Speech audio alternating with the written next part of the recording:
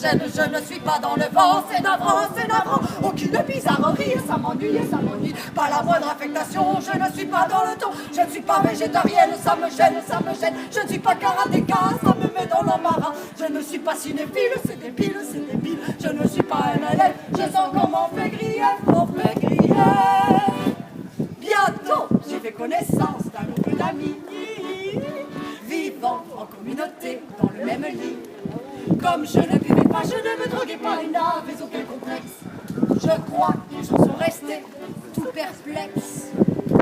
Je ne suis pas nymphomane, on me blâme, je ne suis pas travesti, ça me nuit, je ne suis pas masochiste, ça existe, pour réussir mon destin, je vais voir le médecin, je ne suis pas schizophrène, ça me gêne, je ne suis pas hystérique, ça se complique, on dit le psychanalyste que c'est triste, je lui dis je désespère, je n'ai pas de goût pervers,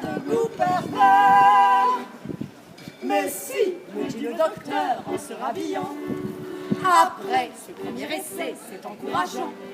Si vous ne buvez pas, vous ne vous droguez pas, et n'avez aucun complexe. Vous avez une obsession, c'est le sexe.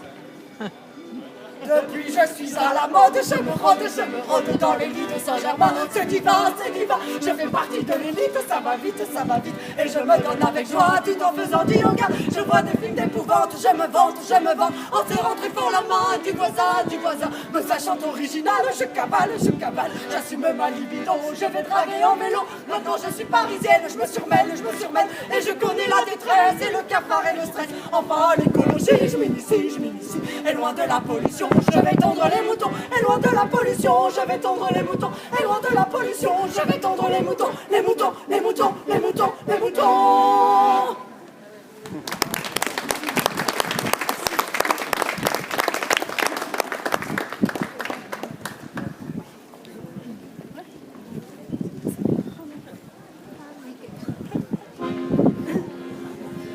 Il portait des culottes, des bottes de moto, un blouson de cuir noir avec un aigle sur le dos.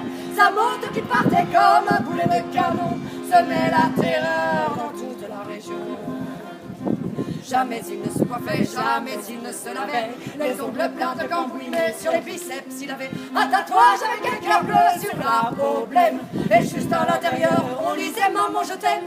Il avait une petite amie du nom de Marilou, on la prenait en pitié, une enfant de son âge, car tout le monde savait bien qu'il aimait entre tout sa chienne de moto bien davantage.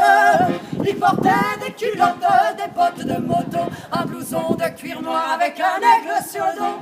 Sa moto qui partait comme un boulet de canon semait la terreur dans toute la région. Marie, la pauvre fille, l'implora, le supplia, dis ne pars pas ce soir, je vais pleurer si tu t'en vas. Mais les mots furent perdus, ses larmes pareillement, dans le bruit de la machine et du tuyau d'échappement. Il bondit comme un diable avec des flammes dans les yeux. Au passage à niveau, ce fut comme un éclair de feu contre une locomotive qui filait vers le midi. Et quand on débarrassa les débris, on trouva sa culotte, ses bottes de moto, son blouson de cuir noir avec un aigle sur le dos. Mais plus rien de la moto, ni plus rien de ce démon qui semait la terreur dans toute la région.